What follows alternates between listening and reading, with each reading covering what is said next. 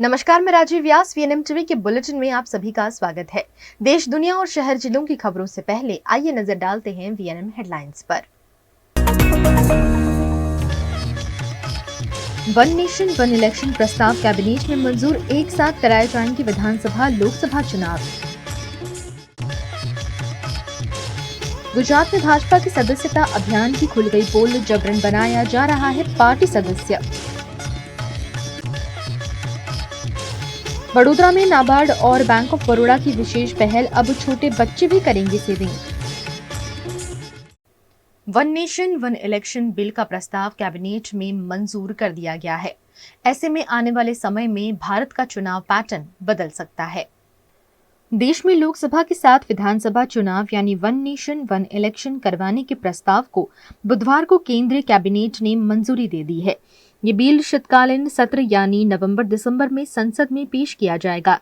Cabinet meeting के बाद केंद्रीय मंत्री अश्विनी वैष्णव ने कहा कि पहले फेज में विधानसभा और लोकसभा चुनाव साथ होंगे। इसके बाद 100 दिन के भीतर दूसरे फेज में निकाय चुनाव साथ कराए जाएं। 17 सितंबर को गृह मंत्री अमित शाह ने कहा था कि सरकार इसी कार्यकाल में वन नेशन वन इलेक्शन लागू करेगी। 15 अगस्त को प्रधानमंत्री मोदी ने कहा था कि बार बार चुनाव देश की प्रगति में बाधा पैदा कर रहे हैं।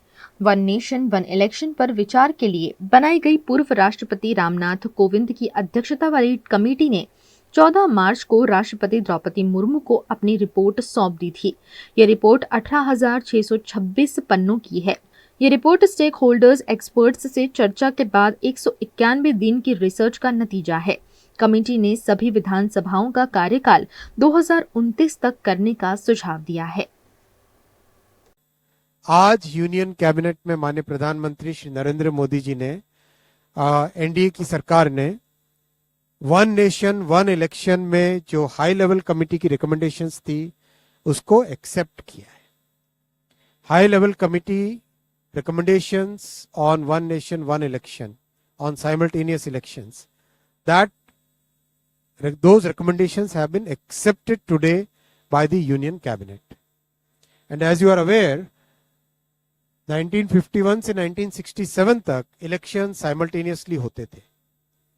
उसके बाद में 1999 में लॉ कमीशन ने अपनी 170th रिपोर्ट में रिकमेंड किया था कि one election to Lok Sabha and all legislative assemblies in 5 years होना चाहिए, जिससे कि देश में डेवलपमेंट चलता रहे। जो बहुत सारा खर्चा होता है इलेक्शंस के कारण वो ना हो। बहुत सारा लॉ एंड ऑर्डर और क्रिमिनल जस्टिस सिस्टम जो बाधित हो जाता है, because policemen are totally deployed in maintaining the election law and order, वो सब जो बड़ा एक बहुत बड़ा एक डिसरप्शन रहता है वो ना हो। और एक तरीके से जो आज का यूथ है और आज का जो भारत है, जिसकी एक एस्पिरेशन है कि डेवलपमेंट तेजी से हो, चाहे इंफ्रास्ट्रक्चर का हो, चाहे एजुकेशन का हो, हेल्थ केयर का हो, चाहे एम्प्लॉयमेंट अपॉर्चुनिटीज का हो, चाहे मैन्युफैक्चरिंग का हो, उसमें इलेक्शन के प्रोसेस से बार बार जो बीच में एक तरीके से उन सब को एक स्मूथ तरीके से डेवलपमेंट चलता रहे। और इस पॉइंट ऑफ व्यू से बार बार ये रिकमेंडेशन, ये सजेशन देश में जगह जगह से अलग अलग फोरम से आया है। पार्लियामेंट्री कमेटी ने भी 2015 में अपनी 79th रिपोर्ट में कहा था गवर्नमेंट को कि suggest methods for simultaneous elections in 2 phases। इसीलिए हाई लेवल कमेटी गठित की गई थी under the chairmanship of Shri Ramnath Kovind ji, the former president of India, and that committee extensively consulted a broad spectrum of stakeholders, including political parties, judges, constitutional experts, large number of experts from various fields. इन सब के extensive consultation के बाद में एक report submit की थी। वो report आपको ऑनलाइन अवेलेबल है, ये वेबसाइट आपके सामने रखा हुआ है और आप यहाँ से ऑफिशियल वेबसाइट से डाउनलोड करना। Cyber security is more important, right? So extensive feedback से आया था कि there is a wide spread support for simultaneous elections in the country. There is a wide spread support for simultaneous elections in the country. इसीलिए NDA सरकार की cabinet ने आज सर्वसम्मति से अब इन रिकमेंडेशंस को एक्सेप्ट किया और इसका इम्प्लीमेंटेशन 2 फेजेस में होगा, जैसा कि कमेटी के रिकमेंडेशंस में है। फर्स्ट फेज में लोकसभा और असेंबलीज के इलेक्शंस को साइमल्टेनियस कराने का प्रयास होगा और उसके सेकंड फेज में लोकल बॉडी इलेक्शन से जो है ग्राम पंचायत, जिला पंचायत, ब्लॉक में पंचायत समिति और जितने भी अर्बन लोकल बॉडीज हैं, चाहे म्यूनिसिपैलिटीज हो, चाहे म्यूनिसिपल कमिटीज हो, चाहे म्यूनिसिपल कॉरपोरेशन हो, उन सब के लोकल बॉडी इलेक्शंस को with in 100 days of general elections में करवाना, जिससे कि एक बार में सारे इलेक्शन का प्रोसेस कंप्लीट हो और फिर 5 साल तक सब के सब मेहनत करके देश के निर्माण में लगे। गुजरात में भाजपा द्वारा चलाए जा रहे सहायता अभियान का सबसे बड़ा भांडाफोड़ विसनगर के सिविल अस्पताल में हुआ है, जहां मरीजों को जबरन भाजपा का सदस्य बनाया जा रहा है। गुजरात में नरेंद्र मोदी के नाम से जीतते आए भारतीय जनता पार्टी के नेताओं और कार्यकर्ताओं को राज्य के नागरिकों को पार्टी में जोड़ना मुश्किल ही साबित हो रहा है और ऐसे में आड़े टेढ़े हथकंडे अपनाकर नागरिकों को अनजाने से भारतीय जनता पार्टी में जोड़ा जा रहा है। ऐसा ही एक मामला मेहसाणा की विसनगर सिविल अस्पताल में उजागर हुआ है, जहां इंजेक्शन लेने गए मरीज से ओटीपी मांगकर जबरन भारतीय जनता पार्टी का सदस्य बना दिया गया। इस मामले मरीज के हंगामे के बाद सिविल के कर्मचारी को माफी तक मांगनी पड़ी। इस वीडियो को विकुभा दरबार नामक मरीज ने सोशल मीडिया में वायरल कर समूची घटना को उजागर किया है। इंजेक्शन आता ने आले अरे अरे बेन आता क्या क्या आओ તમે રજિસ્ટર પર ઓટીપી કરાવો અને ભારતીય જનતા પાર્ટી ધ્યાનમાં નથી તો આનું શું મને એને ક્લિપ આપો તમે કેમેરામાં હું ન્યૂઝ સાથે ચર્ચા કરીને આનો એલિગેશન લેવું છું આ તો ના ચાલે મને બહુ ખબર નથી કે હું તો હજી સાઉન્ડ લઈને આવ્યો ક્યાં બન્યું ક્યાં છે કઈ જગ્યાએ અહીંયા આવો હું અહીંયા આવો તમારા જોડે સ્ટાફ જોડે આવો આ ના ચાલે એ સ્ટાફને તો ખબર હોય છે ને ઓટીપી લે છે સ્ટાફને ખબર પડવી જોઈએ એમ શું હતું સિસ્ટમ બરોબર સ્ટાફને કેવું છું ને ઓટીપી શાનો લ્યો છો તમે અહીંયા ઊભા હોય તો ઇન્જેક્શન અપાવે એટલે આ યસ છે ને એ ભાજપનું રજીસ્ટ્રેશન કરે છે ને એ કરે છે અમને તો કશી ખબર નહીં તો ઓટીપી ના પાડે ને અમારે તમારે કેવું પડે ને તો પાર્ટી તો મારે એ તો પટાવાળો મારે એ ઓટીપી કોના માટે લે છે શું લે છે અમને કશી ખબર નહીં તપાસ કરીને ના ના એને બોલાવો એ તમારો સ્ટાફનો મોહ છે ભારતીય જનતા પાર્ટીનો મોહ છે શું થઈ ગયું નહીં એના એનું આ સંસ્કાર છે ઇજ્જત છે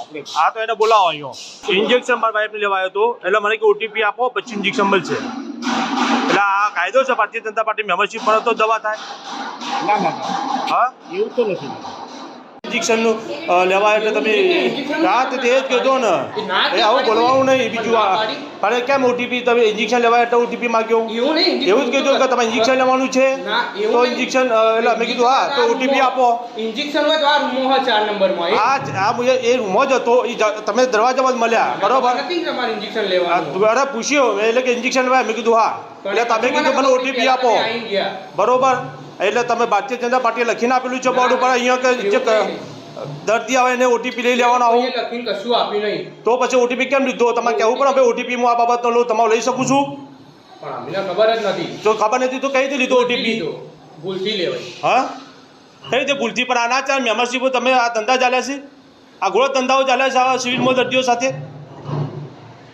હા સાહેબ બોલો તમારે શું કહેવું છે બરોબર આ તો કાલે બીજું થઈ જાવ સિવિલની અંદર તો કોણ જવાબદાર તમે આરે એમો છો કાલે બનાવ બીજો બનશે તો કોણ જવાબદાર છે સિવિલની અંદર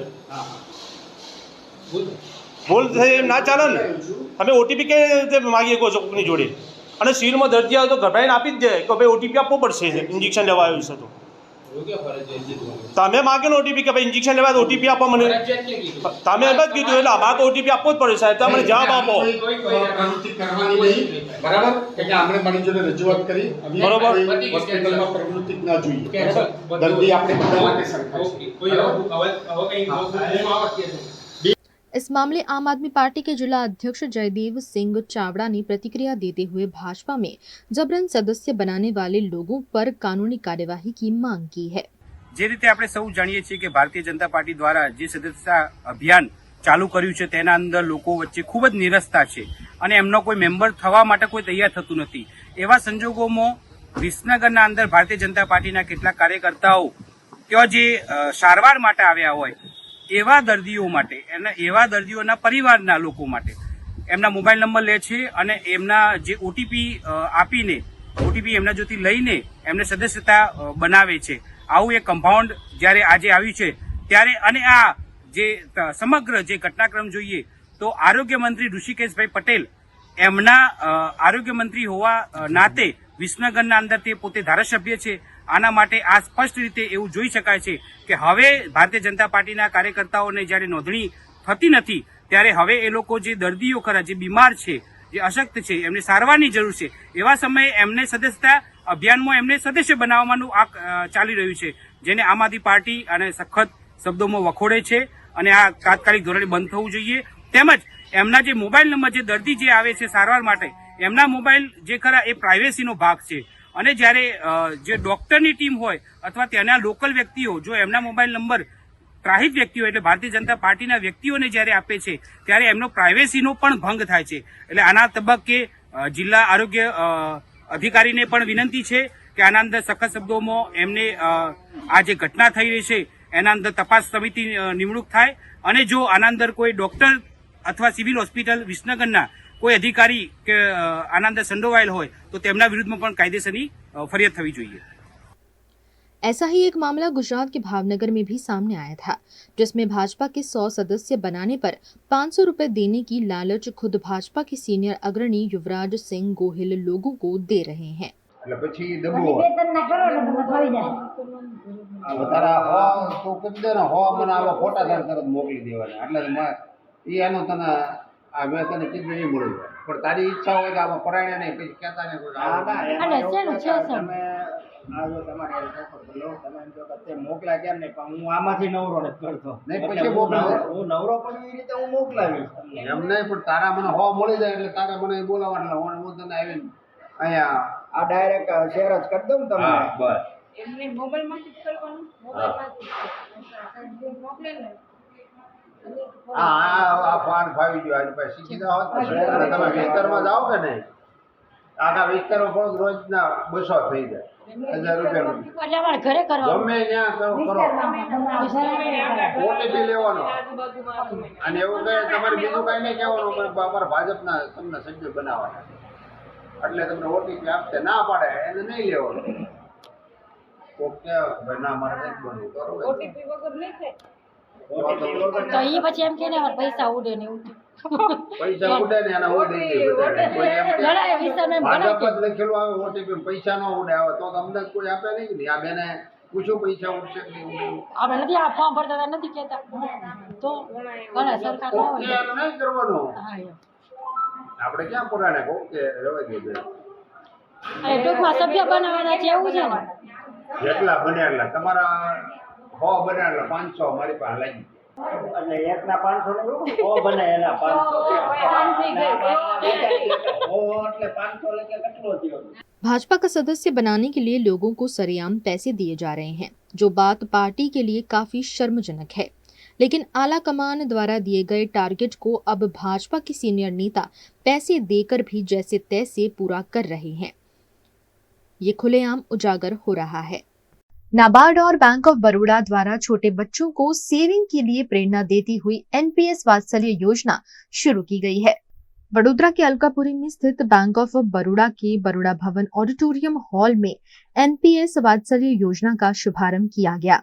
केंद्रीय वित्त मंत्री निर्मला सीतारमण द्वारा दिल्ली से इस योजना का वर्चुअल लॉन्च किया गया, जिसमें खासकर छोटे बच्चों को सेविंग सिखाने और उन्हें पैसों का महत्व समझाने की पहल की गई है. इस मौके पर बैंक ऑफ बड़ौदा के बड़ौदा जोन के डीजीएम गिरीश मनसानी, जनरल मैनेजर और जोनल हेड अनुज भार्गव उपस्थित रहे. योजना के लाभार्थियों और बैंक ऑफ बड़ौदा के कर्मचारियों की भी कार्यक्रम में मौजूदगी रही.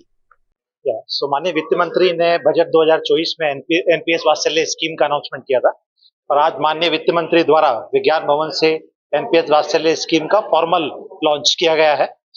एनपीएस वात्सल्य स्कीम एक माइलस्टोन स्टेप है जो छोटे बच्चों से लेके इन्फेंट से लेके 70 साल तक के आदमियों के लिए एनपीएस स्कीम जो है सभी को एक फाइनेंशियल सिक्योरिटी प्रोवाइड करेगी। इस स्कीम के साथ पेरेंट्स को एक बहुत बड़ा एडवांटेज है कि बच्चों के लिए शुरू से ही बचपन से ही वे उनके लिए एक मनी सेव कर सकते हैं और जो पावर ऑफ कंपाउंडिंग है उसका फायदा उठा सकते हैं बच्चों के भविष्य को सुरक्षित करने के लिए। एक दूसरा एडवांटेज, एक बहुत बड़ा एडवांटेज है कि ये स्कीम सभी तबके के लोगों को इनकॉर्पोरेट करती है, जहां पर मिनिमम कंट्रीब्यूशन 1000 रुपए के साथ पर ईयर के साथ इस स्कीम के अंदर इन्वेस्ट कर सकते हैं और अधिकतम इन्वेस्टमेंट की इसके अंदर कोई सीमा नहीं है। तो ये स्कीम बच्चों के भविष्य को सुरक्षित करने के लिए और लोगों को फाइनेंशियल सिस्टम से जोड़ने के लिए एक माइलस्टोन स्कीम है, जिसका शुभारंभ आज माननीय वित्त मंत्री द्वारा विज्ञान भवन से किया गया है। तो आज बड़ौदा में अगर हम बात करेंगे तो बैंक ऑफ बड़ौदा की तरफ से हमने करीब 50 बच्चों को इसके अंदर आमंत्रित किया है, जिसका प्रोग्राम आज हमने यहाँ किया है और उसमें से हम कुछ बच्चों को फॉर्मली प्लान का डिस्ट्रीब्यूशन भी करने जा रहे हैं। ये स्कीम आगे जाके, क्योंकि आज इसका फॉर्मल शुभारंभ आज किया गया है माननीय वित्त मंत्री द्वारा, बैंकों द्वारा इसको आगे और पब्लिसाइज किया जाएगा, जिससे हम मैक्सिमम बच्चों को बड़ौदा के और गुजरात के और भारत के विभिन्न बच्चों को हम इसके अंदर ग्रेजुअली जोड़ पाए सिस्टम से। नाबार्ड की इस योजना का उद्देश्य लंबे अरसे के वित्तीय आयोजन को प्रोत्साहन देने का और छोटी उम्र से ही बच्चों के वित्तीय भविष्य को सुरक्षित करने का रहा। धरती के स्वर्ग माने जाते जम्मू कश्मीर में आज 10 साल बाद विधानसभा के चुनाव कराए जा रहे हैं। जम्मू कश्मीर विधानसभा चुनाव के फर्स्ट फेज में आज बुधवार को 7 जिलों की 24 विधानसभा सीटों पर सुबह 7 बजे से वोटिंग शुरू हो गई है। इसमें 23.27 लाख वोटर्स शामिल हो रहे हैं। सुबह 11 बजे तक 27% वोटिंग हो चुकी है। सबसे ज्यादा मतदान किश्तवाड़ में 14.83% हुआ, जबकि सबसे कम पुलवामा में 9.18% वोट डाले गए। ये वोटिंग शाम 6 बजे तक चलेगी। अलग अलग राज्यों में रह रहे 35,000 से ज्यादा विस्थापित कश्मीरी पंडित भी आज वोट डाल सकेंगे। उनके लिए दिल्ली में 24 स्पेशल बूथ बनाए गए हैं। 2014 के विधानसभा चुनाव में फर्स्ट फेज में दक्षिण कश्मीर की 22 सीटों पर चुनाव हुए थे। तब 11 सीटों पर महबूबा मुफ्ती की पार्टी पीडीपी को जीत मिली थी।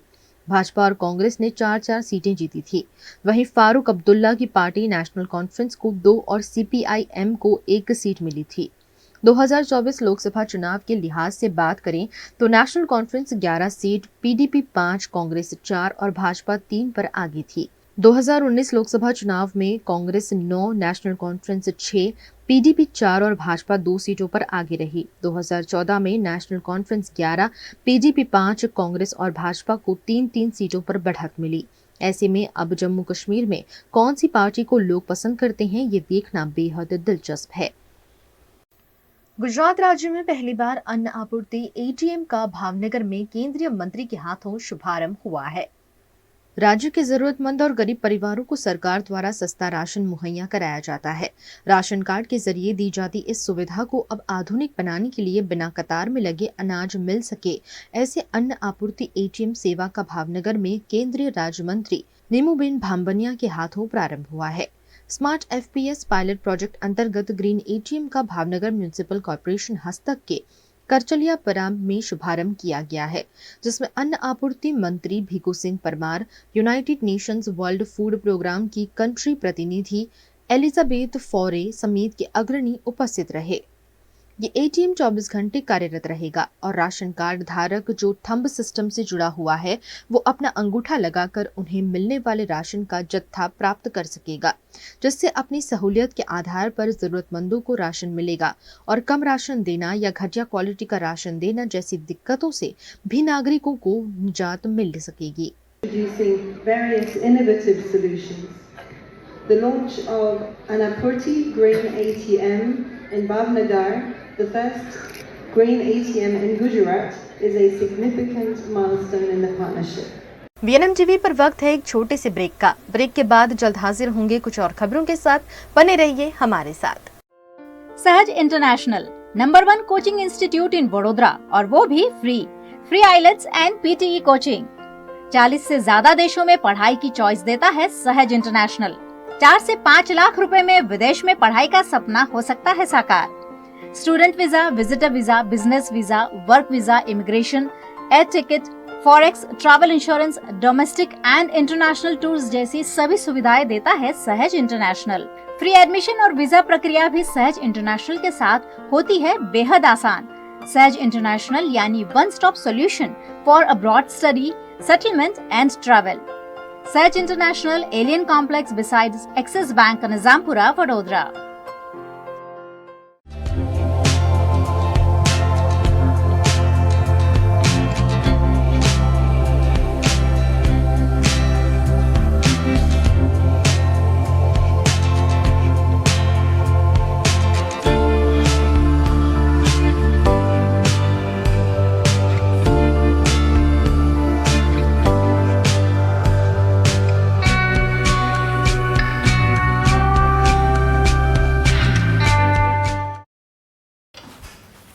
ठीक से साफ करो, ऊपर ऊपर से नहीं।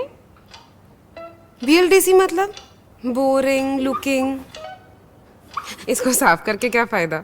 इतनी बेइज्जती। Switch to RR signature designer BLDC fans, जो बोरिंग लुकिंग नहीं, वेरी स्टाइलिश लुकिंग है। RR सिग्नेचर फैंस, आपके काम की बात। Every new year we take a New Year resolution. New Year resolution का मतलब होता है upgrading your life, which means upgrading your lifestyle and upgrading your living space. And that is why the best choice is Trilogy by Courtyard.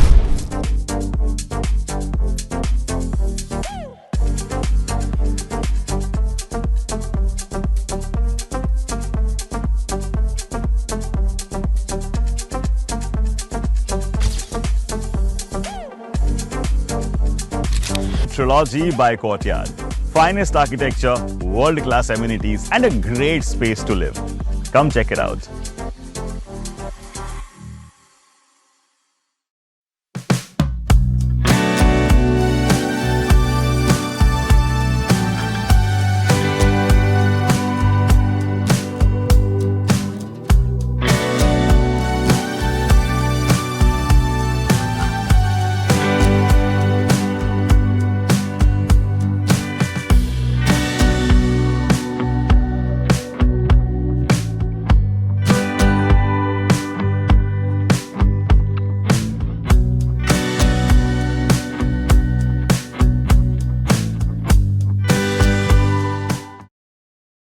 Bharat ले रहा है electric अंगड़ाई। क्यों ना हम साथ चले, साथ चले, साथ बढ़े, साथ बढ़े, देश मेरे, देश मेरे। देश को ले जाए नई दिशा की ओर। आपका जॉय, भारत का जॉय। गुजरात के प्रसिद्ध तीर्थधाम अंबाजी में मेले के आखिरी दिन गृह राज्य मंत्री हर्ष संघवी ने भी शिरकत की। गुजरात में शक्तिपीठ के रूप में प्रसिद्ध तीर्थधाम अंबाजी है, जहां भादो महीने की पूनम को बड़ा मेला लगता है। यह मेला पिछले कई दिनों से चल रहा है, जिसका आज आखिरी दिन है। आखिरी दिन मां अंबा के दर्शन करने गुजरात के गृह मंत्री हर्ष संघवी भी पहुंचे। हर्ष संघवी ने ध्वजा की पूजा और आरती की। पुलिस विभाग की ध्वजा के साथ पैदल यात्रा कर हर्ष संघवी अंबाजी मंदिर पहुंचे। अंबाजी मंदिर में उन्होंने माता के दरबार में माथा टेक कर मंगल कामना की। इस मौके पर बोल मेरी अम्बे जय जय अम्बे का जयकारा समूचे मंदिर में गूंजता हुआ देखने मिला। हर्ष संघवी के साथ गुजरात के DGP विकास सहाय ने भी अंबाजी मंदिर के शिखर पर ध्वजारोहण कर धन्यता का अनुभव किया।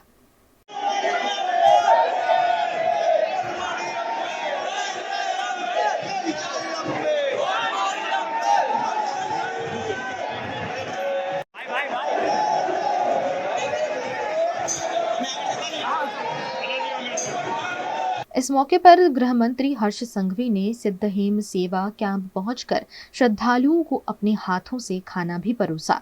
गृह मंत्री हर्ष संघवी को अपने बीच पाकर भक्त भी काफी उत्साहित दिखाई पड़े। भादरवी पूनमना पवित्र અને રૂડા પવિત્ર અવસર પર ખાસ કરીને આપણે સૌએ જોયું છે કે ગુજરાતના લાખો લોકો અલગ અલગ ક્ષેત્રથી પગપાલા માં અંબેની ભક્તિમાં અંબાજી ખાતે પધારે છે। હું ગુજરાતના સૌ સનાતી સંસ્થાઓને ખાસ કરીને આભાર માનું છું, જે પ્રકારે ગુજરાતના ખૂણે ખૂણે વ્યવસ્થાઓ અને સેવા કેમ્પો થકી આ માઈ ભક્તો રાત્રે વિચાર આવે કે સવારે માં અંબેના દર્શને પગપાલે નીકળવું છે અને દર કિલોમીટરે આ પ્રકારની વ્યવસ્થાઓ કરવામાં આવે। આ વ્યવસ્થા એ માત્ર ગુજરાત માટે નહીં પરંતુ દેશ અને દુનિયા માટે એક ઉદાહરણ રૂપ વ્યવસ્થા છે કે સામાજિક રીતે કઈ રીતે વ્યવસ્થાઓ પૂરી કરી શકાય. સાથે સાથે મેં અનેક જણ એવા જોયા છે કે જે પોતાના ઘરે પાણીનો ગ્લાસ બી જાતે ના ભરતા હોય એવા લોકો આ પગપાલા યાત્રીઓ શ્રદ્ધાળુઓના રાત્રે પગ દબાવતા નજરે પડે છે, એમની સેવા કરતા નજરે પડે છે. આ મા અંબાની અસીમ કૃપા છે, એમની ઉપર અતૂટ વિશ્વાસ છે લોકોને, એમના માટેની ભક્તિ છે અને એ જ શક્તિનું આ એક ઉદાહરણ છે. આજે ભાદરવી પૂનમના આ રૂડા અવસરે મા અંબાના ચરણોમાં વંદન કરીને ગુજરાત પોલીસના સૌ અધિકારીઓ જોડે ગુજરાતની શાંતિ સલામતી અને ખાસ કરીને ગુજરાતની સમૃદ્ધિ માટે ગુજરાતના પ્રત્યેક નાગરિકો માટે ચરણોમાં વંદન કરીને મનોકામનાઓ માંગી છે. ગુજરાત પોલીસની વર્ષોથી પરંપરા રહી છે ભાદરવી પૂનમના અવસરે ધ્વજા ચડાવવી અને સૌ પોલીસ અધિકારીઓ સાથે મળીને મા અંબાની ભક્તિમાં જોડાતા હોય છે. આજે ગુજરાત પોલીસ અને બનાસકાંઠા પોલીસ જોડે મળીને ધ્વજા ચડાવવાનો આ અવસર પ્રાપ્ત થયો. હું બનાસકાંઠા પોલીસને ખૂબ ખૂબ અભિનંદન આપું છું. ભાદરવી પૂનમના આ મેળામાં જે સ્વચ્છતા દૂતો મારા સફાઈ કર્મચારી ભાઈ બહેનોને બે હાથ જોડીને વંદન કરું છું, તેમને નમન કરું છું. લાખો લોકો આ મેળામાં આવ્યા પરંતુ આજે આપ રોડ જોશો આ હજારો સફાઈ કર્મચારીઓ સાથે મળીને મા અંબાનો રૂટ સફાચક એકદમ સાફ કરી લીધો. આ સૌ સફાઈ કર્મચારીઓને બી હું ખૂબ ખૂબ અભિનંદન આપું છું. ગુજરાત સરકાર દ્વારા આ મેળાને લઈને ખૂબ મહત્વની વ્યवस्थाओं કરવામાં આવી હતી. गुजरात के अलग अलग शहर जिलों में अनंत चतुर्दशी के पावन मौके पर गणेश विसर्जन की धूम देखने मिली। गुजरात में गणेश उत्सव बड़े ही धाम-धूम से मनाया जाता है और अनंत चतुर्दशी पर गणेश प्रतिमाओं का विसर्जन भी उतनी ही धाम-धूम से किया जाता है। ये तस्वीरें अहमदाबाद की है, जहां महानगर पालिका द्वारा 7 जोन में 51 कृत्रिम कुंड बनाकर विसर्जन की व्यवस्था की गई। सैकड़ों की संख्या में गणेश प्रतिमाओं का अलग अलग जगह विसर्जन किया गया, जिसके लिए अहमदाबाद महानगर पालिका के साथ साथ पुलिस और प्रशासन द्वारा सुचारू व्यवस्था की गई। पूर्व और पश्चिम इलाके में रिवर फ्रंट में कृत्रिम कुंड बनाए गए और कुदरती जल संसाधन प्रदूषित ना हो, इस आशय से सभी ने कृत्रिम तालाबों में ही विसर्जन किया।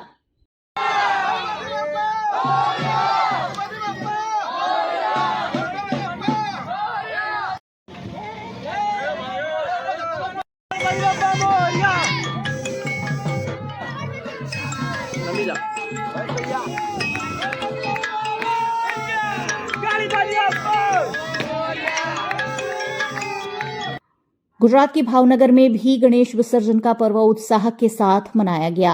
विसर्जन के आखिरी दिन भावनगर में छोटी बड़ी गणेश प्रतिमाओं की भव्य विसर्जन यात्रा आयोजित की गई, जिसमें हजारों की संख्या में लोग शामिल हुए। इन सभी प्रतिमाओं का विसर्जन कोड़ियाक के समंदर में किया गया। इस मौके पर समंदर में भावनगर पुलिस प्रशासन नगर पालिका द्वारा विशेष व्यवस्थाएं भी की गई। डीजे के सुरताल पर नाचते झूमते हुए सभी ने गणपति बाप्पा को विदा किया। कोलियाक के समंदर किनारे गणेश भक्तों का हुजूम देखने मिला। इस दौरान कई लोगों ने समुद्र स्नान कर धन्यता का अनुभव भी किया। आ अमरु 29मुं वर्ष संपूर्ण आस्थाथी संपूर्ण थયેલ છે। આ તમે જે ગણપતિ લાવો છો એમાં તમે શું કાર્યક્રમ કરવામાં આવે છે તમારે? અમારે બ્લડ ડોનેશન, કથા અને નાના બાળકો માટેનો નાસ્તા। રૂપાણી દીવડી ગ્રુપ આયોજિત 29મા ગણપતિ ઉત્સવનો અમે કાર્યક્રમ પૂર્ણ કર્યો છે। અત્યારે અમે ત્યાં બ્લડ ડોનેટ કેમ્પ કરીએ છીએ, સત્યનારાયણ ભગવાનની કથા કરીએ છીએ અને મહાઆરતી કરીએ છીએ। इस दौरान भावनगर के महुआ में ऊंचा कोटड़ा में एक छोटी सी दुर्घटना भी सामने आई, जहां गणेश विसर्जन के लिए गणेश प्रतिमा के साथ आए हुए भक्तों का ट्रैक्टर पानी में फंस गया। अनंत चतुर्दशी और साथ ही पूनम का संयोग होने की वजह से समंदर में बड़े पैमाने पर भर्ती देखने मिलती है और इसी बीच चरे अखेगढ़ के एक मंडल द्वारा ट्रैक्टर में गणपति लेकर समंदर के बीच जाया जा रहा था। उस वक्त ज्यादा पानी भर जाने से ट्रैक्टर पानी में डूब गया। अच्छी बात यह रही कि ट्रैक्टर में बैठे हुए भक्त बाहर निकलने में कामयाब रहे, नहीं तो बड़ी दुर्घटना घट सकती थी।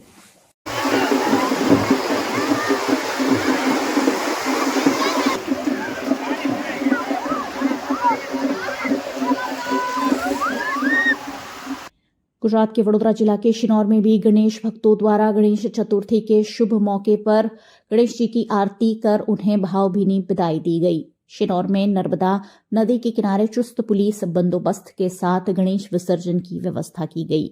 इस मौके पर अप्रिय घटनाओं को टालने के लिए स्थानिक तैराक मछुआरे भी वहीं मौजूद रखे गए। बरकाल गांव निकट से गुजरती नर्मदा नदी में कम पानी होने की वजह से स्थानिक तैराकों ने अपनी सहायता से ही गणेश प्रतिमाओं का विसर्जन किया, जबकि कई गांव में गणेश जी को नाव में बिठाकर नदी के बीचों बीच ले जाकर विसर्जित किया गया।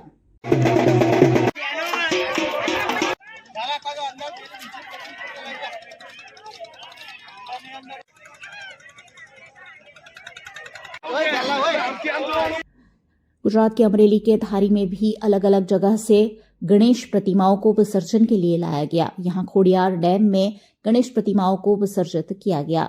धारी नवी वसाहत लुहार ज्ञातिवाड़ी जीतू जोशी की अगुवाई में गणपति बाप्पा के विसर्जन के पहले आरती और महाप्रसाद का भी आयोजन किया गया, जिसमें धारी के विधायक जेवी काकड़िया भूपतवाड़ा समेत के अग्रणी भी शामिल रहे।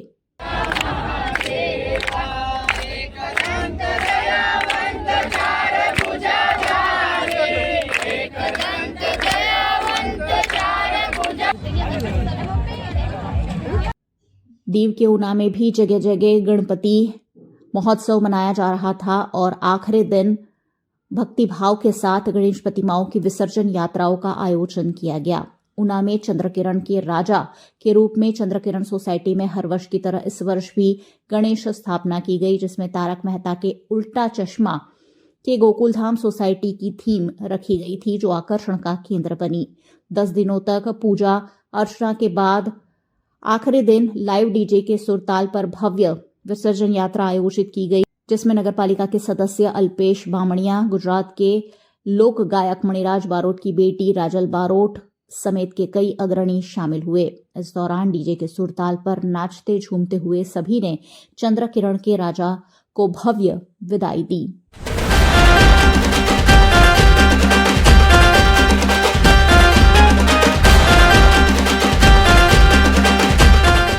गुजरात के वडोदरा जिला के चांदोद में भी गणेश महोत्सव की पूर्णाहुति अनंत चतुर्दशी के मौके पर की गई। श्री जी की प्रतिमाओं को शहर जिले से बड़ी संख्या में तीर्थ क्षेत्र चांदोद की नर्मदा नदी में विसर्जित की गई। 10 दिनों की मेहमान नवाजी के बाद गणपति बप्पा को अगले साल जल्दी आने का न्योता देते हुए सभी ने नम आंखों के साथ गणपति बप्पा को विदा किया। चांदोद में जगह जगह से ढोल, तासा, बैंड बाजा और डीजे के सुरताल पर छोटी बड़ी प्रतिमाओं की विसर्जन यात्रा आयोजित की गई, जो भक्तों में भी काफी आकर्षण का केंद्र बनी। नियत किए गए विभिन्न रूट से मल्हारराव घाट पहुंचकर इन प्रतिमाओं का विधिवत रूप से विसर्जन किया गया और इस मौके पर गणपति बाप्पा मोरिया, अगले बरस तू जल्दी आके जयकारे गूंजते हुए देखने मिले।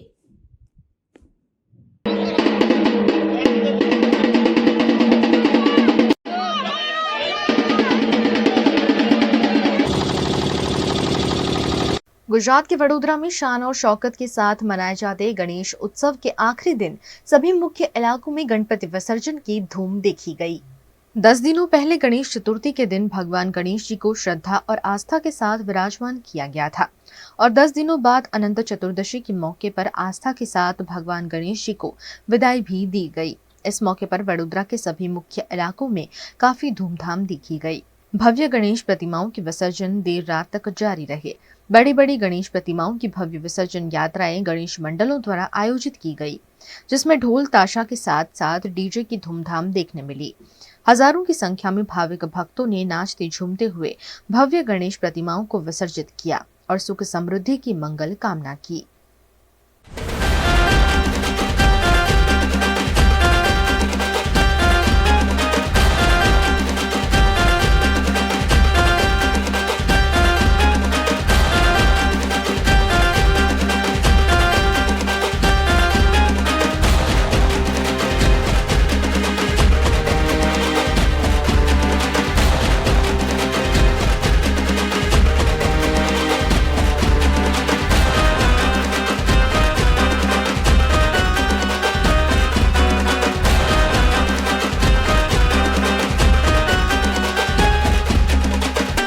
गुजरात के वडोदरा में भक्ति भाव से किए गए गणेश प्रतिमा के विसर्जन के बाद अब कृत्रिम तालाबों की सफाई शुरू कर दी गई है। उत्सव प्रिय नगरी वडोदरा में गणेश उत्सव धूमधाम के साथ मनाया गया और उतने ही धूमधाम के साथ गणेश प्रतिमाओं का विसर्जन भी किया गया। वडोदरा के 8 कृत्रिम तालाबों में 12,000 से ज्यादा गणेश प्रतिमाओं का विसर्जन हुआ है, जिसके बाद आज कृत्रिम तालाबों की सफाई शुरू कर दी गई है। वडोदरा के नवलखी मैदान में पालिका द्वारा सफाई अभियान शुरू किया गया, जिसमें तालाब का कचरा पालिका के वाहनों के जरिए झांबुआ डंपिंग स्टेशन ले जाया गया। इस कार्यवाही में बड़ी संख्या में सफाई सेवक शामिल हुए।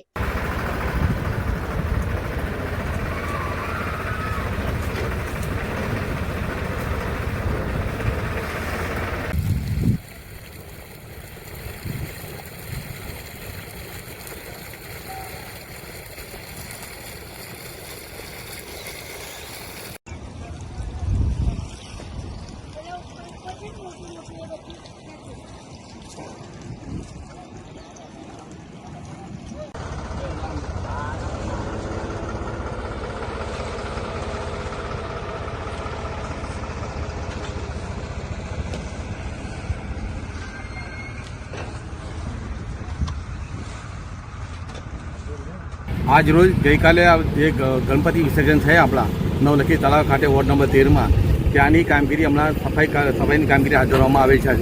15-20 માણસોની ટીમ ખાલી તળાવની આજુબાજુ જ લગાવવામાં આવી છે।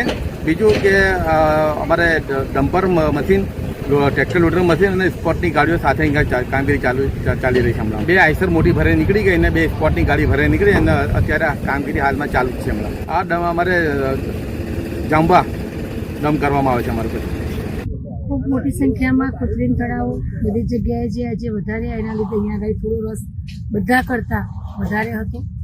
કૃત્રિમ તળાવમાં 2 આઈસર ભરી અને 2 નાના ટેમ્પા ભરીને અહીંયાથી કચરો કાઢવામાં આવ્યો છે। સ્વચ્છતા પખવાડિયાને અનુસંધાને લઈ સવારથી જ અહીંયા આગળ સ્વચ્છતા અભિયાનને લઈ અને સફાઈ સેવકો સાથે કૃત્રિમ તળાવની સફાઈ કામગીરી ચાલી રહી છે। લગભગ 2000 ઉપર હશે અહીંયા તો।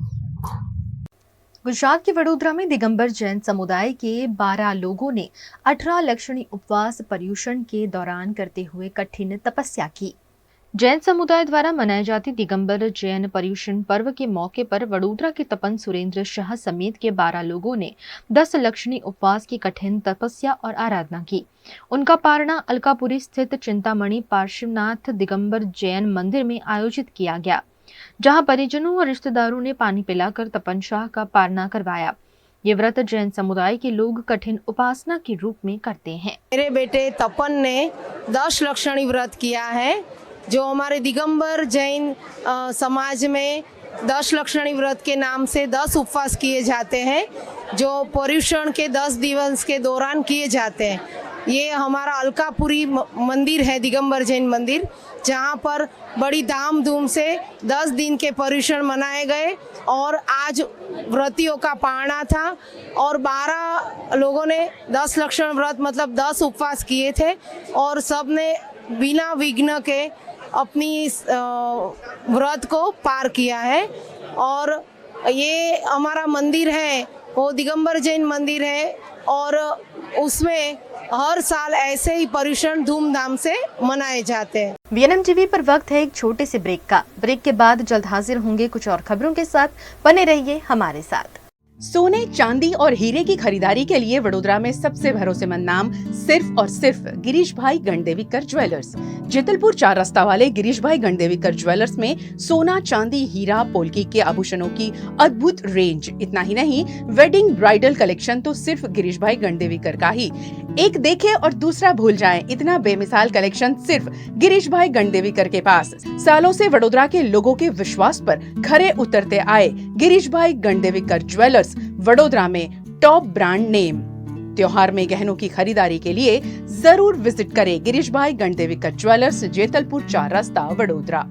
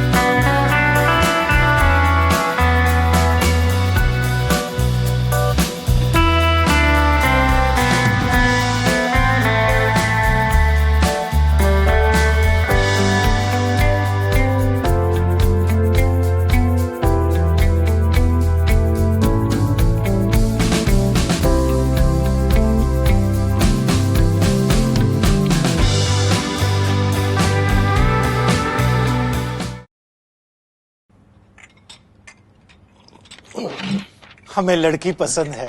कुंडली भी मिलती है भैया। काफी हॉट है। कोने कोने में हवा नहीं पहुंच रही? Switch to RR signature Broadway fans with curve plates जो हवा पहुंचाए कोने कोने में। Feeling like a wow. RR signature fans, आपके काम की बात। Welcome to Courtyard Palladium. 3 BHK large size apartments જ્યાં તમને મળશે એક grand living room with an amazing view, સાથે એક comfortable dining area, a perfect kitchen for your perfect family. Now 3 bedrooms નો પહેલો bedroom with an amazing balcony view. સાથે the second bedroom which is very comfortable, very cozy and has ample of sunlight. And now for the third and the master bedroom of this house. This is so amazing, so grand and so beautiful. Best વાત આ apartments ની એ છે કે અહીંયા તમને મળે છે walk through balcony. So now I'll see you in the living room. Let's go. This is amazing, right?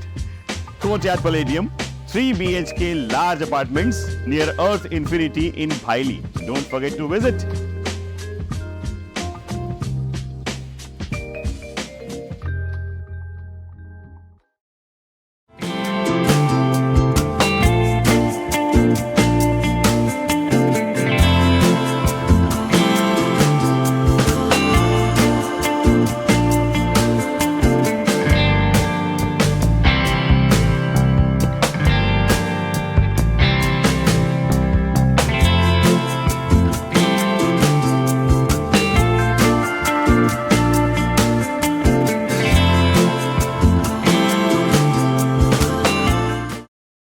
Gujarat के वडोदरा के भाईली इलाके में पहली बार बनाए गए कृत्रिम तालाब से गणेश भक्तों को अपने ही इलाके में गणेश प्रतिमाओं के विसर्जन की सुविधा मिली। अनंत चतुर्दशी के मौके पर गुजरात की उत्सव प्रिय नगरी वडोदरा में गणेश प्रतिमाओं के विसर्जन की धूम देखने मिली। दिन भर गणेश प्रतिमाओं का विसर्जन जारी रहा। सुबह से ही गणेश प्रतिमाओं का विसर्जन शुरू हुआ जो देर रात तक जारी रहा। इस बार वडोदरा महानगर पालिका द्वारा वडोदरा के नए विकसित हो रहे भाईली इलाके में भी कृत्रिम तालाब का निर्माण किया गया था, जिसके चलते वासना, भाईली समेत के आसपास के इलाकों के लोगों को गणेश प्रतिमाओं के विसर्जन में काफी सहूलियत हुई। भाईली के कृत्रिम तालाब में सुबह से देर रात तक करीबन 1200 गणेश प्रतिमाओं का सुचारू रूप से विसर्जन किया गया। स्थानीय नगर सेवकों ने स्थानीय लोगों की मांग के आधार पर कॉरपोरेशन से यहां कृत्रिम तालाब बनाने की मांग की थी, जिसे मान्य रखते हुए वडोदरा महानगर पालिका ने पहली बार इस इलाके में कृत्रिम तालाब बनाया, जिसके चलते यहां के लोगों को नवलखी मैदान या गोरवा के दशामा तालाब तक जाना नहीं पड़ा। सुचारू रूप से भाईली में ही गणेश प्रतिमाओं का विसर्जन किया गया, जिसकी निगरानी स्थानीय नगर सेवक उमंग ब्रह्मभट्ट समेत के जनप्रतिनिधियों द्वारा की गई। जी बिल्कुल, यहाँ के लोगों के या विशार के लोगों की लागनी थी कि गणपति का विसर्जन हमारे एरिया में हो, कृत्रिम तालाब बने ताकि कोई दिक्कत न हो। बहुत दूर तक जाना पड़ता था, नवलखी या दशामा तालाब के अंदर विसर्जन करने के लिए जाना पड़ता, बहुत भीड़ रहती थी और देर से नंबर आता था। तो लोगों की इच्छा थी कि गणपति बापा का विसर्जन हमारे एरिया में हो, जिसके तहत मैंने माननीय कमिश्नर श्री को उसका सूचन किया था और माननीय कमिश्नर श्री ने हमारे एरिया में और मेयर से सभी ने हमारे एरिया में ये तालाब दिया, कृत्रिम तालाब। इसके लिए विस्तार के लोगों की ओर से मैं उनका शुक्रगुजार हूँ। आज सुबह से लेके अभी तक 1200 से ज्यादा मूर्तियों का अभी तक विसर्जन हो चुका है। अब आप देख रहे हैं बड़ी तादाद में लोग गणेश भक्त आ रहे हैं और बहुत ही उत्साह से भगवान का विसर्जन कर रहे हैं। मोरिया रे मोरिया रे मोरिया रे बापा मोरिया रे मोरिया रे मोरिया रे मोरिया रे बापा मोरिया रे मोरिया रे बापा मोरिया रे मोरिया रे बापा मोरिया मोरिया मोरिया रे बापा मोरिया रे मोरिया रे बापा मोरिया रे मोरिया रे बापा मोरिया रे मोरिया रे बापा मोरिया रे सिद्धि विनायक मोरिया अष्ट विनायक मोरिया सिद्धि विनायक मोरिया अष्ट विनायक मोरिया चिंतामणि मोरिया गुजरात के वडोदरा में हर वर्ष की तरह इस वर्ष भी एमएस यूनिवर्सिटी की टेको फैकल्टी द्वारा दिव्यांगों के लिए प्रेरणा इवेंट आयोजित की गई है। दिव्यांगों को प्लेटफॉर्म देती हुई एशिया की सबसे बड़ी इवेंट गुजरात के वडोदरा में एमएस यूनिवर्सिटी की faculty of technology and engineering के छात्रों द्वारा पिछले 18 साल से आयोजित की जा रही है। इस वर्ष लगातार 19वें वर्ष प्रेरणा का भव्य आयोजन किया गया, जिस पर पत्रकार परिषद में जानकारी दी गई। जो हमारी इवेंट है वो 2006 में स्टार्ट हुई थी। एमएसयू की 4 गर्ल्स ने मिलकर हमारी इवेंट स्टार्ट की थी एंड दिव्यांग लोगों के लिए हो रही प्रेरणा द एमेंसिपेशन इवेंट का मुख्य हेतु दिव्यांग लोगों को एक स्टेज प्रोवाइड करना है ताकि वो लोग अपना टैलेंट शो कर सके एंड उनको भी ऐसा फील हो कि we are also the part of this society. And currently Prerna 24 की theme diaries of investigator from clues to truth है। इसमें हमारे अलग अलग सेगमेंट्स होते हैं, Alfaz, Aagaz, DA sports and DA events. Alfaz में जो हमारा मेन सेगमेंट है उसमें Murlikant Petkar sir, Sameer Kakkar sir and Saurabhdan Gadhvi sir को हमने इनवाइट किया है। मुरलीकांत पेटकर सर वो इंडिया के फर्स्ट गोल्ड मेडलिस्ट है पैरालंपिक्स में, जिन्होंने 1972 में 50 मीटर स्विमिंग में गोल्ड मेडल हासिल किया था। एंड जो सौरभदान गढ़वी सर है उन्होंने अपनी अलग ड्रमिंग स्टाइल से इंटरनेशनल लेवल पे दूसरे लोगों को प्रभावित किया है। एंड जो समीर कक्कड़ सर है उनका नाम Limca book of record, India book of record and unique world में शामिल है। इसमें 21 एंड 22 ऑफ सितंबर को हमारा इवेंट ऑर्गेनाइज होने वाला है, जिसमें हमने अलग अलग DA sports and DA events का ऑर्गेनाइज किया है। डीए इवेंट्स में हमने अलग अलग पोर्ट डिज़ाइनिंग, चेस, कैरम अलग अलग गेम्स ऑर्गेनाइज किए हैं। एंड डीए स्पोर्ट्स में हमने पैरासिटिंग, वॉलीबॉल एंड पैरा ताइक्वांडो का ऑर्गेनाइज किया है। Faculty of technology engineering the Maharaja Sayaji university of Baroda द्वारा आयोजित प्रेरणा वो डिफरेंटली एबल या स्पेशली चैलेंज पीपल के लिए, जिसको हम दिव्यांगजन भी बोलते हैं, ये एशिया का सबसे बड़ा इवेंट है, जिसको हम नाम इमेंसिपेशन भी देते हैं।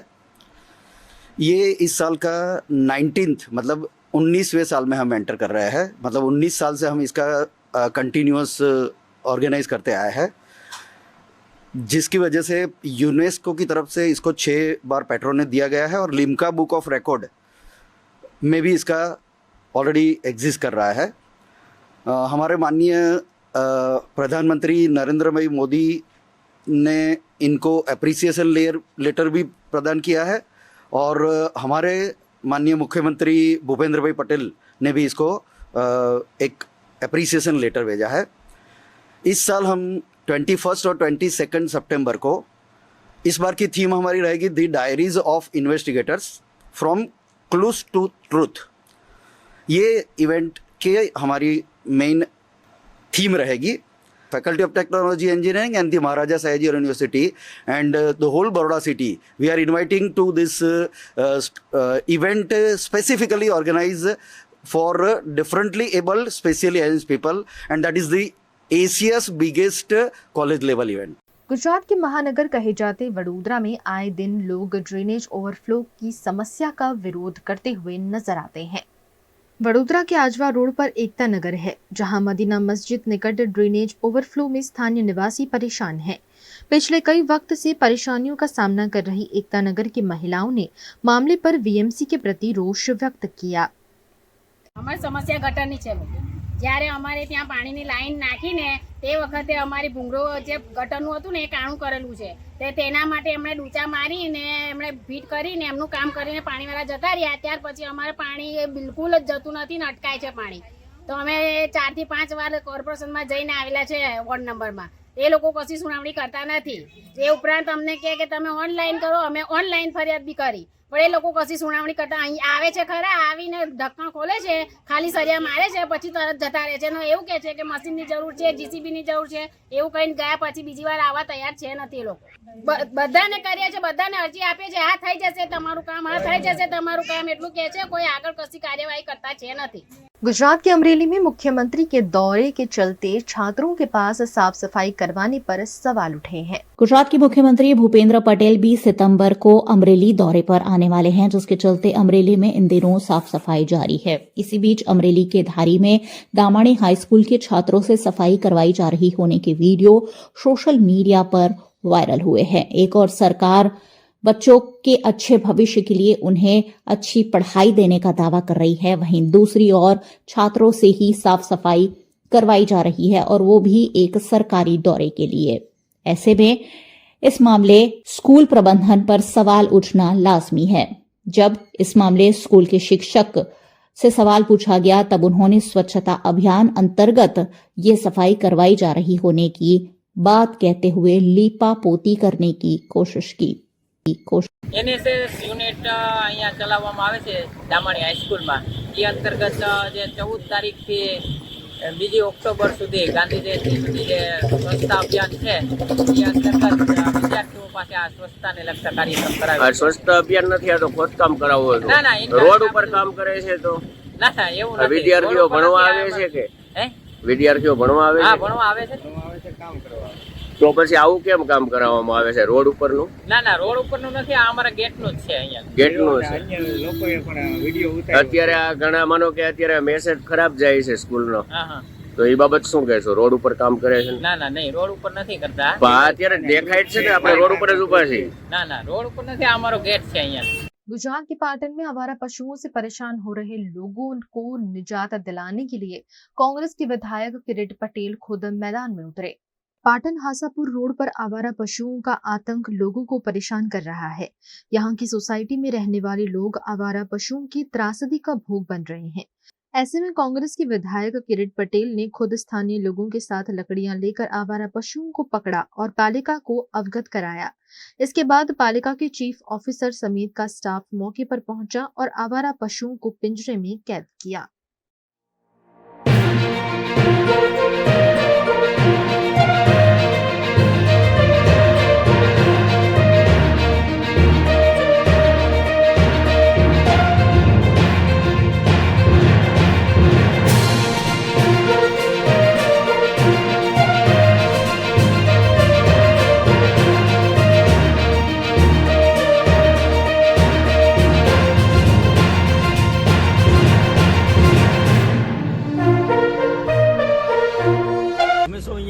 આશાપુર હાઈવેની સોસાયટીમાં રહેતા નગરજનો છીએ તો અમે વારંવાર નગરપાલિકાની અંદર રજૂઆત કરી, મૌખિક અને લેખિત, પરંતુ કોઈ નિરાકરણ ના આવતા છેવટે અમારે ધારાસભ્યશ્રીને રજૂઆત કરવી પડી અને જેના પરિણામ સ્વરૂપે આજે રાત્રે ધારાસભ્યશ્રી પોતે અહીંયા અમારા વિસ્તારમાં આવ્યા અને જે ઢોરોનો ત્રાસ હતો જેના કારણે વારંવાર અકસ્માત થતા હતા, અમારા જે નગરજનો છે અમુક ખાસ કરીને બાળકોને વૃદ્ધો બહાર નહોતા નીકળી શકતા, અડફેટે લેતા હતા, જેના કારણે ધારાસભ્ય ખુદ આવ્યા અને અમે બધા સ્થાનિકોએ ભેગા થઈ અને ગાયોને કોર્ડન કરી અને ત્યારબાદ નગરપાલિકાની ટીમ આવી અને એમને પાંજરે પૂરી છે। તો અમારી નમ્ર વિનંતી છે કે આ જ રીતે દર 15-20 દિવસે નગરપાલિકાની ટીમ જો અમે આટલો વેરો ભરતા હોય તો જાગૃત થઈને આવો કાર્યક્રમ કરે અને અમારી જે આ કાયમી પ્રશ્ન છે એનું નિરાકરણ લાવે એવી સૌ અહીંયાના નગરજનો વચ્ચે અમે નમ્ર વિનંતી કરીએ છીએ આપના માધ્યમથી। છેલ્લા ઘણા સમયથી પાટણની અંદર જે રખડતા ઢોરોના ત્રાસને લીધે 7થી વધુ મૃત્યુ થયા છે। નગરપાલિકાનું તંત્ર અને પોલીસ તંત્ર આ બંનેની જવાબદારી સંયુક્ત જવાબદારી છે, વહીવટી તંત્ર, પોલીસ તંત્ર અને નગરપાલિકાની। પરંતુ નગરપાલિકાના કર્મચારીઓ જ્યારે ગાયો પકડવા જાય ત્યારે પોલીસ મૂક પ્રેક્ષક બની રહે છે, એમના વિરુદ્ધમાં કાર્યવાહી કરવામાં આવતી નથી। લોકો ઢોર છોડાવવા માટે નગરપાલિકાના કર્મચારી ઉપર હુમલો કરે છે। આજે અમારે જાતે ના છૂટકે લાકડી લઈ અને ચીફ ઓફિસરને સાથે રાખી, નગરપાલિકાના સ્ટાફને સાથે રાખી અને આ વિસ્તારના સ્થાનિક લોકોને સાથે રાખી અને આ કામ કરવાની ફરજ પડી છે। અમે નક્કી કર્યું છે કે જેઓ વહીવટી તંત્ર જાગશે નહીં તો પાટણના તમામ વિસ્તારના જે લોકોને સાથે રાખી અને પાટણની જનતાને રખડતા ઢોરોમાંથી અમે ત્રાસ અપાવીશું, એમને મુક્તિ અપાવીશું। गुजरात के प्रसिद्ध तीर्थ धाम शामड़ाजी में भादो महीने की पूनम पर कालिया ठाकर के दर्शन के लिए भक्तों का हुजूम उमड़ पड़ा। गुजरात के अरवली जिले में प्रसिद्ध यात्रा धाम शामड़ाजी है, जिसमें भक्तों की गहरी आस्था है। श्राद्ध पक्ष में पितरों की तृप्ति के लिए भगवान शामलिया के दर्शन का विशेष महत्व है। आज भादो महीने की पूनम भी है, ऐसे में यहाँ दूर दूर से आए हुए भक्तों का हुजूम उमड़ पड़ा। भगवान शामलिया को आज अनोखा श्रृंगार भी किया गया। खास कारीगरों द्वारा तैयार किए गए वस्त्र भगवान कालिया ठाकर को पहनाए गए हैं, जो बेहद आकर्षक दिख रहे हैं। कालिया ठाकर के दर्शन के लिए यहाँ पहुंचे हुए भक्त भी अपने आप को निहाल महसूस कर रहे हैं।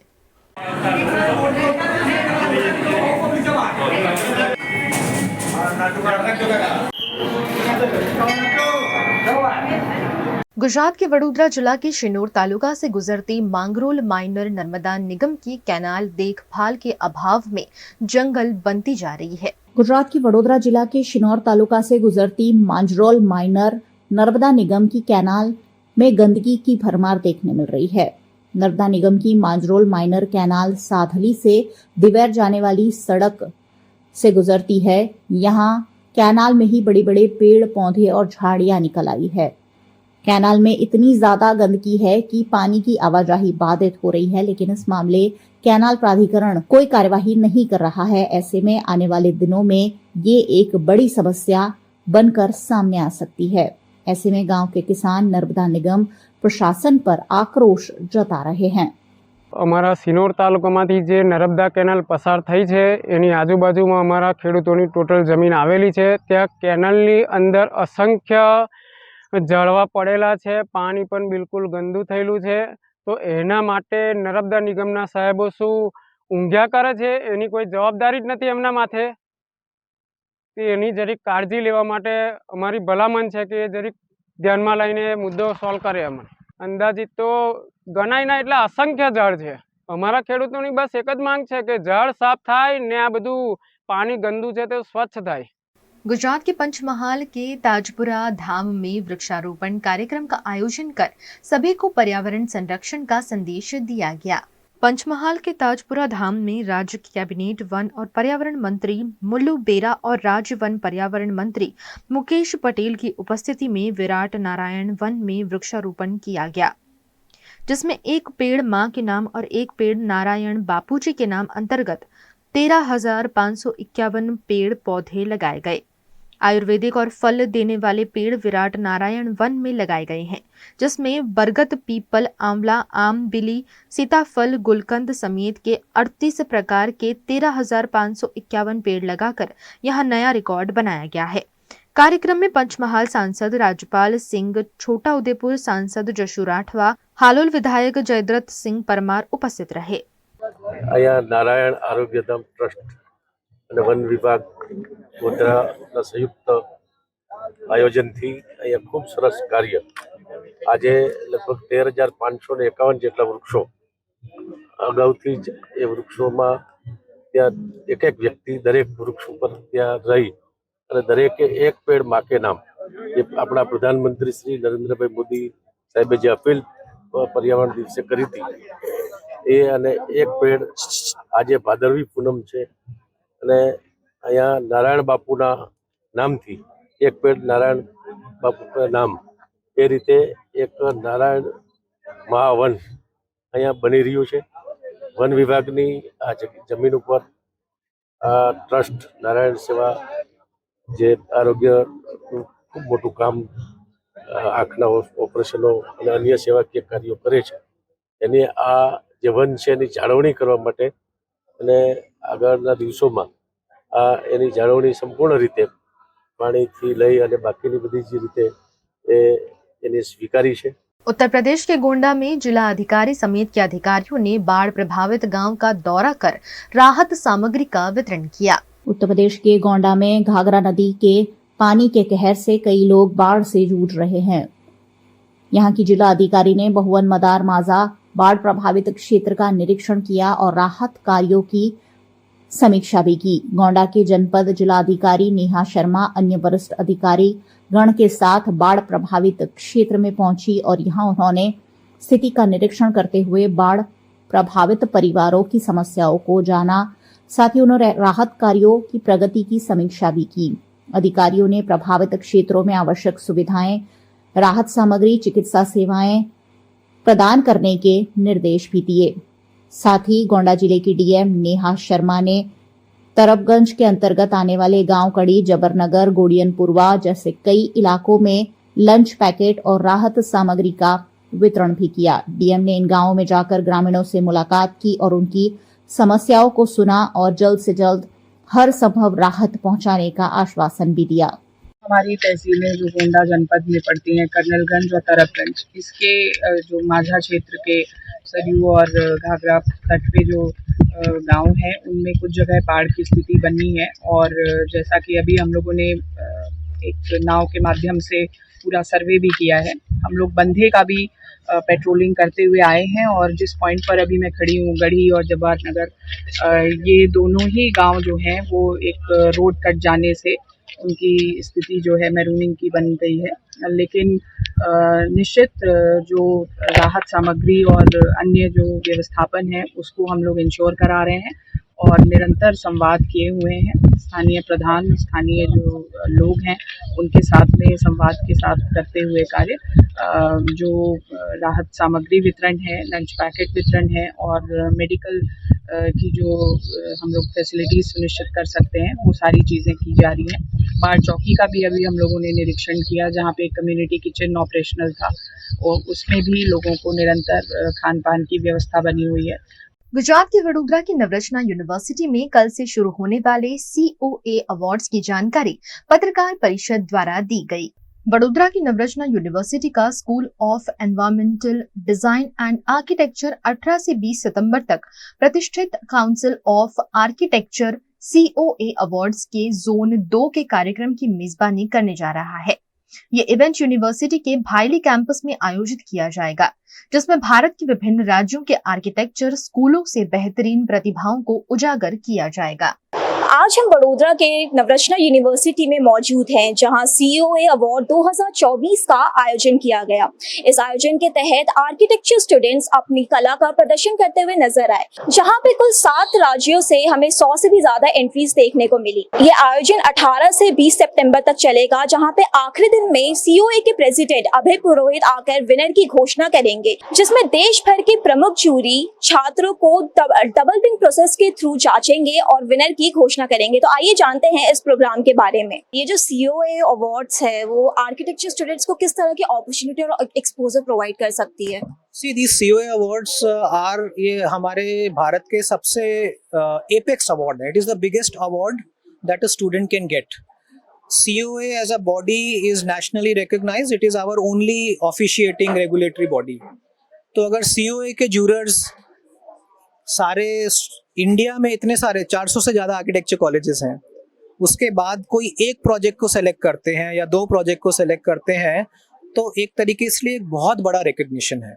अगर वो मास्टर्स के लिए कोई एप्लीकेशन कर रहे हैं बाहर देश में, येल यूनिवर्सिटी में, हार्वर्ड में अप्लाई कर रहे हैं और ये बोलते हैं कि हमको ये अवार्ड मिला है, तो इनकी एप्लीकेशन को बहुत ज़्यादा महत्व दिया जाएगा।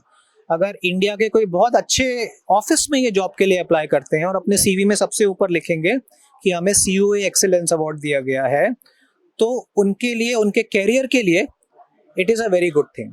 और दूसरा चीज़, आई थिंक जिस इंस्टीट्यूट के बच्चों को अवार्ड मिलता है तो वो इंस्टीट्यूट के लिए भी बहुत एक अच्छी बात है, बोलने के लिए, बताने के लिए कि हम कुछ अच्छा काम कर रहे हैं। तो इस हिसाब से I think it is very useful for students.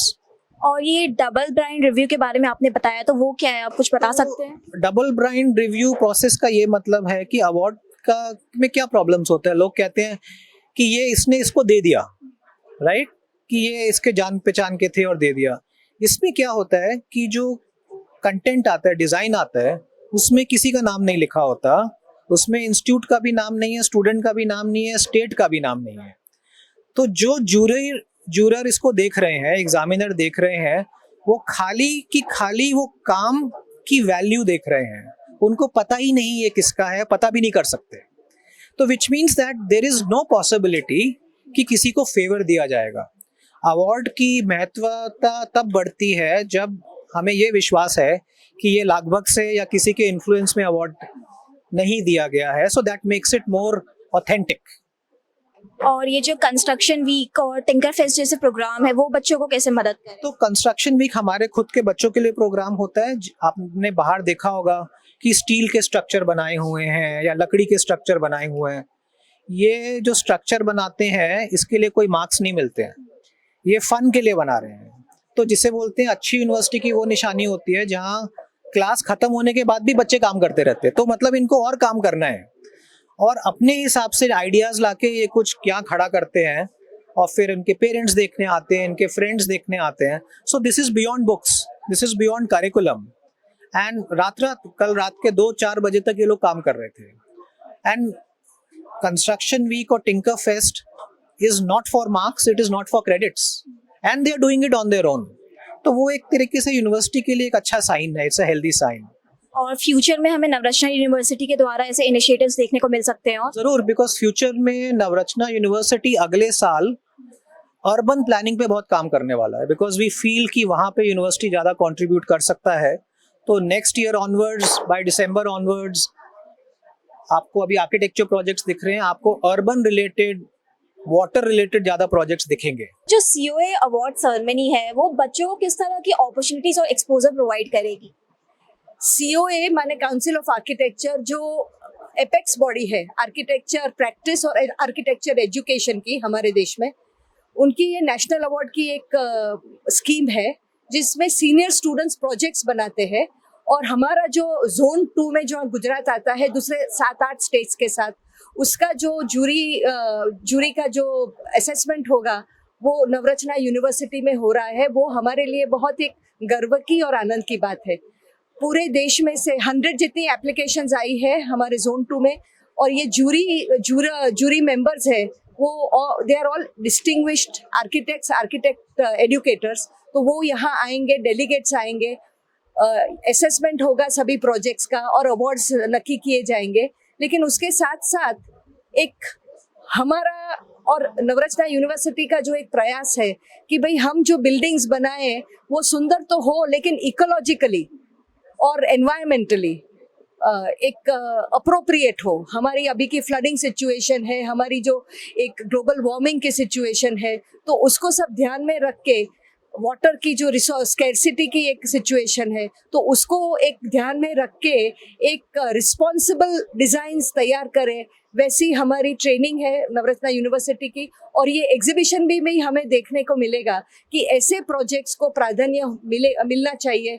और अभी के नए आर्किटेक्ट्स जो आएंगे वो ये सेंसिटिविटी से, ये समझ से अपने बिल्डिंग्स डिज़ाइन करें। और मुझे बहुत आनंद है कि हमारे जो प्रोवोस्ट है प्रोफेसर प्रत्युष शंकर, जो डीन सेडा के डीन भी है, उनकी एक इंटरनेशनल लेवल पे एक अर्बन डिज़ाइन की एक्सपर्टीज मानी जाती है। उनकी एक ये जो किताब है ऑक्सफोर्ड यूनिवर्सिटी प्रेस द्वारा पब्लिश की गई, history of urban form of India. तो पहले से अभी तक कैसे डेवलपमेंट हुआ अर्बन सिटीज़ का, डिज़ाइन का, उसमें कौन से जो फीचर्स है, कौन सी इन्फ्लुएंसेस है, वो सब ध्यान में रख के ये किताब निकली है। तो ये एक हमारे लिए बहुत अच्छी बात है। और इसके तहत क्या क्या बदलाव हमें देखने को मिल सकते हैं, जो अर्बन डेवलपमेंट प्रोग्राम आप लोग ने शुरू किया है? हाँ, इसमें एक जो अभी ये क्लाइमेट ग्लोबल वार्मिंग की वजह से जो एक रेडिकल चेंज आ रहा है हमारी क्लाइमेट पैटर्न्स में, तो उसको ध्यान में रख के हमें बिल्डिंग्स बनाने हैं। और बिल्डिंग्स यूजफुल होने चाहिए, फंक्शनल होने चाहिए, और सुंदर भी, डिज़ाइन की तरफ से एक सुंदर और एस्थेटिक्स भी होने चाहिए। तो हमारे स्टूडेंट्स में ये एक जो रिस्पॉन्सिबिलिटी है, हमारी एक जिम्मेदारी बनती है डिज़ाइन जब हम करते हैं, तो ये जो एक एटीट्यूड डेवलप करना है, वो एटीट्यूड ऐसे कॉम्पिटिशन्स और ऐसी एक ट्रेनिंग ऐसे फैकल्टी द्वारा होती है।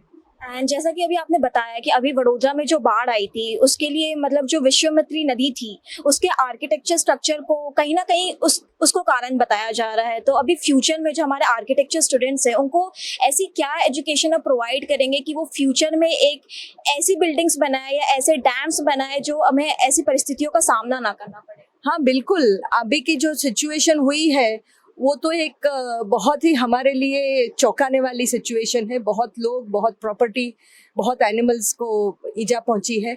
तो अभी हमारे नवरत्ना यूनिवर्सिटी में भी हम एक दिसंबर जनवरी में एक रेजिलियंस, सिटी रेजिलियंस का, city should be resilient. City में ऐसी जब नेचुरल कैलामिटीज आती है तो वो विथस्टैंड करनी चाहिए। तो उसके ऊपर एक बहुत बड़ा एक कॉन्फ्रेंस, इंटरनेशनल लेवल की कॉन्फ्रेंस होगी। हमारे नवरत्ना यूनिवर्सिटी में खोज प्रोजेक्ट्स चलते हैं जो एक लोकल लेवल और नेशनल लेवल के हमारे जो प्रॉब्लम्स है, समस्याएं हैं, उसको लेके, चैलेंजेस है, उसको लेके अपने तरफ से मल्टी डिसिप्लिनरी अप्रोच से उसका सॉल्यूशन निकालने का उनका वो प्रोजेक्ट का प्रयास रहता है। तो उसमें भी ये जो बाढ़ की सिचुएशन हुई है वो ये बार की हमारी खोज प्रोजेक्ट में इसके ऊपर ज़्यादा काम होगा। तो मुझे ऐसा लगता है कि ये जो हो गया वो हो गया, इसमें से हमें लर्निंग करना है। लर्निंग ये करना है कि अभी हम हमारे सिटी को विश्वामित्री है या जो भी अभी ज़्यादा पानी गिरने वाला है उसका आयोजन उस तरह से करें कि ऐसी सिचुएशन, ये लेवल की सिचुएशन फिर से ना आए। एंड नवरचना यूनिवर्सिटी इसके लिए क्या बदलाव लाएगी अपने एजुकेशन सिस्टम में? हम नवरचना यूनिवर्सिटी का एक सेंट्रल यदि जो एक इथॉस या फिलोसॉफी है वो एक सोशल रेलेवेंस का है। हम कोई भी डिसिप्लिन में कुछ भी पढ़ाते हैं तो उसका इम्पैक्ट सोसाइटी पे, खास करके हमारे देश की समस्याओं को हल करने में कैसे मदद कर सकता है, वो एक फोकस तो हमारा यूनिवर्सिटी का पहले से है। तो अभी भी जो ये हो रहा है उसमें अभी के जो प्रोजेक्ट्स चलेंगे सभी डिसिप्लिन्स में, वो ये फ्लड मिटिगेशन के ऊपर उसको थीम उसको सेंट्रल करके प्रोजेक्ट्स चलेंगे। गुजरात में लोकसभा चुनाव में क्षत्रिय समाज द्वारा किए गए विरोध के बाद फिर एक बार समाज के संकलन के लिए समिति की एक कॉन्फ्रेंस आयोजित की गई, जिसमें अर्जुन सिंह गोहिल द्वारा जानकारी दी गई। शक्ति अस्मिता मंच એટલે એક ફેડરેશનની શરૂઆત અહીં આપણે કરી રહ્યા છીએ, જેના માધ્યમથી સમાજ એક થાય અને એક સાથે મળી એક અવાજે કોઈ પણ વાત મૂકી શકે એની માટેનું એક માધ્યમ બને। મુખ્યત્વે 4-5 બાબતો જે આપના ધ્યાન ઉપર જે હું દોરી રહ્યો છું, જેમાં ભાવનગર મહારાજા કૃષ્ણકુમારસિંહજીએ જેમણે પહેલું રજવાડું સોંપ્યું હતું, તેમને ભારત રત્નની માંગ ઘણા વર્ષોથી પેન્ડિંગ છે, જે પરિપૂર્ણ થાય એની માટેનો પ્રયત્ન કરવામાં આવશે। ખાસ બધાને જે પ્રશ્ન છે જાજો કે રાજ પરિવારો શું કામ, તો રાજ પરિવારો રાજાઓના વંશજોને જોડવાનું રીઝન એ છે દરેક મંદિરો સાથે રાજ પરિવારો કનેક્ટેડ છે અને એમની સાથે બેસી અને જે મંદિરોના જે કાર્ય કરે છે પોતે, માની લો કે 8મીનો હવન હોય છે, ત્યાં ભવ્ય પૂજા હોય છે, ત્યારે સમાજ એમની સાથે પણ જોડાય અને એમને સાથ સહકાર આપે અને એમની સાથે જોડાય, માતાજીના જે ઉત્સાહનું કામ છે એ પણ કરે। વર્ષોથી ક્ષત્રિય સમાજના અધ્યક્ષ તરીકે કોઈની સમગ્ર ગુજરાતના ક્ષત્રિય સમાજના અધ્યક્ષ હજી સુધીમાં લગભગ બહુ વર્ષો પહેલાં થયા હોય તો ખ્યાલ નથી, પણ અધ્યક્ષનો હોદ્દો વર્ષોથી રિપ્ત હતો, જેને પરિપૂર્ણ કરવાનો પ્રયત્ન આ મંચ પૂર્ણ કરશે। તેમજ આંદોલન વખતે અસ્મિતા આંદોલન હોય, એની પહેલાં પદ્માવતનું આંદોલન હોય, ત્યારે દરેક સમાજે અમને એક સાથ સહકાર આપ્યો છે। એમાં કારડિયા રાજપૂત સમાજ હોય, કાઠી સમાજ હોય, અન્ય નાડોદા સમાજ હોય, ઠાકોર સમાજ, ક્ષત્રિય ઠાકોર સમાજે પણ આમાં અમને સહયોગ આપ્યો છે। આ તમામને અમે હવે આ મંચના માધ્યમથી જ્યારે પણ જરૂર હશે ત્યારે અમે પણ એમની સાથે રહીશું અને તેઓ પણ અમારી સાથે રહેશે। આ એક માધ્યમ અમે આ મંચને બનાવવા માગીએ છીએ। બાકી સાંસ્કૃતિક રીતે જે સમાજમાં જે કામો છે એ તો થતા જ રહેશે। રમતવીરોથી માંડી અભ્યાસના કોઈ પણ કાર્યક્રમ હોય એની માટેનું શિક્ષણથી વેપાર માંડીને તમામ કાર્યો થશે। સાથે એક ક્ષત્રિય સમાજના કુળદેવી, અમે લગભગ 7 કુળદેવીને અમે સંતાનો તરીકે અમે છીએ, તો કુળદેવીનું એક માય મંદિર, તમામ દેવીઓની એક જ્યોત સાથેનું એક મંદિર બને, આની માટેનો એક પ્રયત્ન અમે કરવાના છીએ અને એ કઈ જગ્યા પર કરવું એ પણ અમારી વિચારણામાં છે। वीएनएम टीवी की खबरें अब आप यूट्यूब, फेसबुक, इंस्टाग्राम के अलावा OTT प्लेटफॉर्म पर भी लाइव देख सकते हैं। डेली हंट, जियो टीवी, वोडाफोन टीवी और जियो फाइबर पर 498 नंबर के चैनल पर भी 24 घंटे वीएनएम टीवी आप सभी के लिए उपलब्ध है। देखते रहिए वीएनएम टीवी। नमस्कार।